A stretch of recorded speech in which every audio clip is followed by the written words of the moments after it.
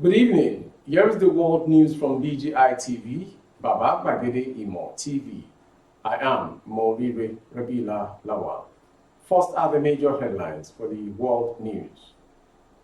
Engage traditionalists to combat insecurity. Traditional rulers tells Buhari.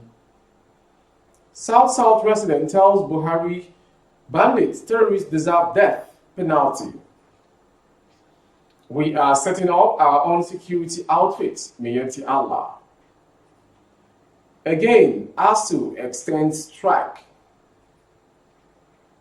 Breaking, court rejects FG's request to extradite DCP Abak to US. Our bandit foes oppress victims to release their wives, daughters. Youth kill 2 widows accused of witchcraft in Cross River. Suspected caught his behead man in Oshun. And to foreign story. Nigerian man, Indian wife nabbed for the foreign government employee. And finally on sports. 2023 Chan, those who optimistic home-based Eagles will qualify. Now the news in detail. Traditional rulers and chiefs in Badagry, Lagos State are advocating the deployment of traditionalists or animists to tackle insecurity. Speaking with newsmen in Badagry on Monday, they said all government needed to do was to give the traditionalists the go-ahead and some stipend, and they would stamp out insecurity. We engaged traditionalists to ensure the protection of Badagry and environs in the past. We encourage them with some stipends to boost their morale. Since creation, the ancient town of Badagry has not encountered any external attacks or insecurity. We have certain traditional rites that we perform every 3 months to ward off evil. Chief Michael Akako, the traditional ruler of Awajigo quarters in Badagry, said. He explained that there are some deities the Badagry people inherited from their ancestors and are still being worshipped till death. Moving forward to the next story. Nigerians have expressed concern over the continued grant of amnesty by President Muhammadu Buhari's regime to bandits and terrorists, saying the policy worsened the country's insecurity. South's resident believe pardoning bandits questioned the nation's sincerity in fighting insurgency and other crimes. They said the consequences of pardoning them would be detrimental to the nation's general well-being and the people. Yobio Okon, a lawyer in Uyo, called for severe punishment for bandits and terrorists in the regime's custody to a deterrent to others. The lawyer noted that there were certain offenses in which the regime and prerogative power under the Constitution to pardon the perpetrator, but in the case of banditry and terrorism, morality should be considered. Moving on to the next story. The Miyetti Allah Cattle Oath said that it has commenced plans to set up its own security outfit.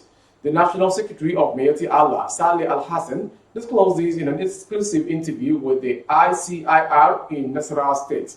Al-Hassan was reacting to the recent establishment of a volunteers guard by the Benin State government.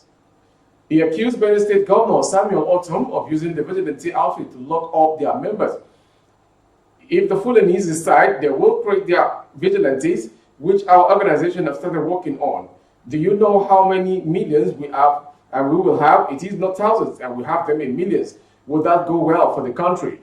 The association accused the Benin State governor of violent crimes against Fulani herdsmen, adding that the petition has been filed against him at the International Criminal Court (ICC) at The Hague. We laugh at Autumn as he may be running from his shadow after he leaves power. He thinks those vigilantes will be his personal security. I assure you that we will be arrested and taken to the Hague. We will make sure that happens because he has committed a lot of violent crimes against Fulani herders. He has caused the death of many of them in a dungeon. Moving to ASU. After a series of heated discussions, the Academic Staff Union of Universities, ASU, has decided to extend its ongoing strike. The punch reliably length. The decision was taken after the National Executive Council meeting at the union's headquarters at the University of Abuja on Monday morning. ASU had declared the commencement of a strike on Monday, February 14, 2022, at the University of Lagos.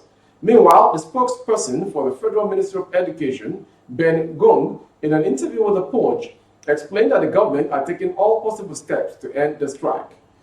If you bring some demands and almost 80% have been attended to, there is no need to drag the strike anymore. It is unreasonable for the strike to be lingering, seeing as the government has worked towards fulfilling most of the demands requested by ASU.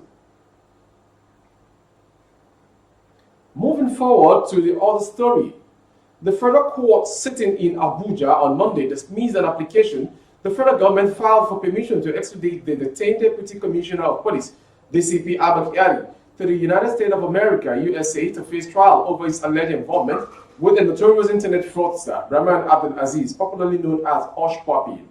The court, in a judgment that was delivered by Justice Inyang Eko, held that the extradition application filed by FG through the Office of the Attorney General of the Federation and Minister of Justice, Mr. Abubakar Malami, son, was incompetent and bereft of merits. Justice Eko held that the AGF Malami, son, being the chief law officer of the country, ought to be aware that the Extradition Act forbade the surrendering of a defendant that is already facing trial before a competent court in the country. The court wondered why the AGF approached the court with the extradition application when he was equally the one that issued fiat to the National Drug Law Enforcement Agency and the NDLEA to prosecute DCP Miyetti to drug-related charges.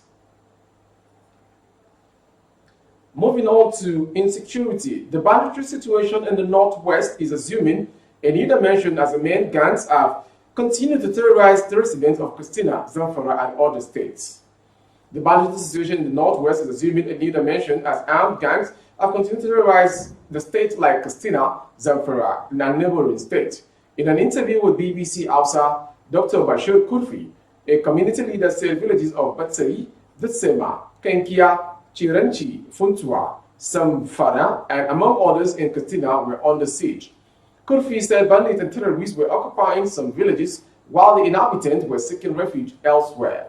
In so many villages, the bandits also called houses and households and asked them to send them their wives, daughters, or sisters to sleep with them for benefit.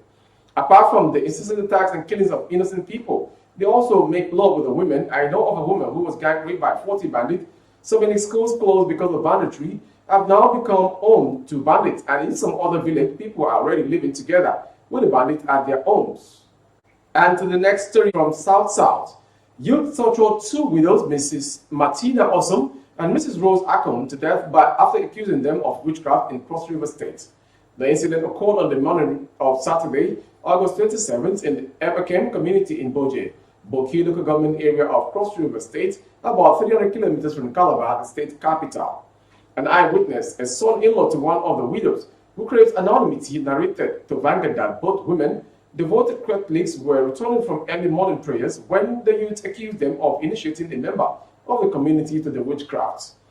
He said they met my mother-in-law within the church environment, as it was our tradition to weed and clean up the church vicinity every Saturday immediately after the morning mass.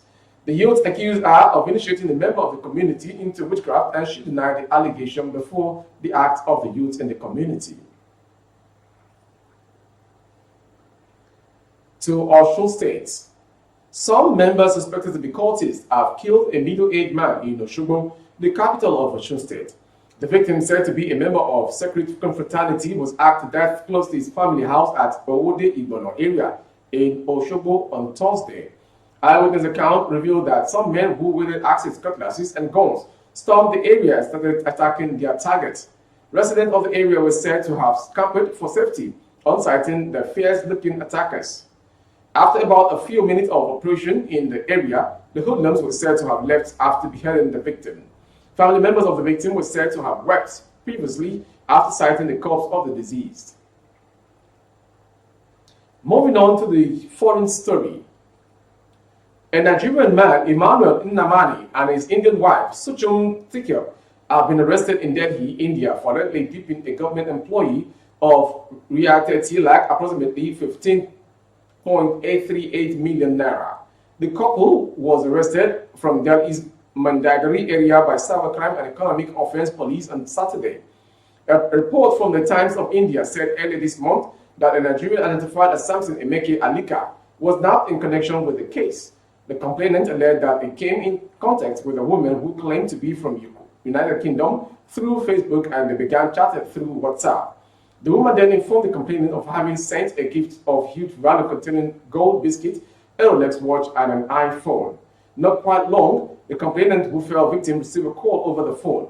The caller, identifying himself as a customs officer, said a gift of high value in his name as arrived at the Indira Gandhi International Airport IGIA from London, demanding he had to pay custom charges to receive the gift before the apprehension. From that story, we'll go straight to the final story, which is coming from the sporting angle.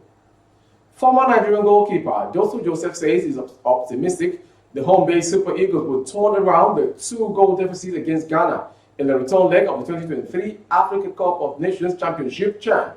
2 goals in the second half from the Ghanaians ensured that the home-based Super Eagles are the tall order in the return leg in Abuja on Saturday. Though the game was cagey in the first half, the Ghanaians were the better side in the second half, with Afiye Benin converting from the spot in the 50th minute and Seid Surat getting the second in the 87th minute to put the game past the Super Eagles. That concludes the world news from BGI TV. Before we go, some major headlines that make the world news this hour. Engage traditionalists to combat insecurity, traditional rulers tells governments. South residents tell Buhari terrorists deserve death penalty. And from the ASU, again, ASU extends strike. And finally, on sports, 2023 CHAN, those who are optimistic home-based Super Eagles will qualify ahead of their Ghanaian counterparts. For more updates on YouTube, our handle is Babagide Imo TV. Kindly subscribe and click on the notification bell. Select option all for you to enjoy our broadcast. On Facebook, Bagede Imo with Alawiye Adebayo. Please like and follow the page. On Instagram, Bagede Imo _22. For advertisement of your goods and services, coverage of events and function, please dial the phone number streaming on the screen for advert placements only. Thank you for watching. I am Mori Regular Lawa. Good evening. Oh, na, na, na. If you want to know what's going on in city, or you want to listen to the latest news and gist, no stress, oh, just tune to BGI TV. BGI TV, you're one in a million.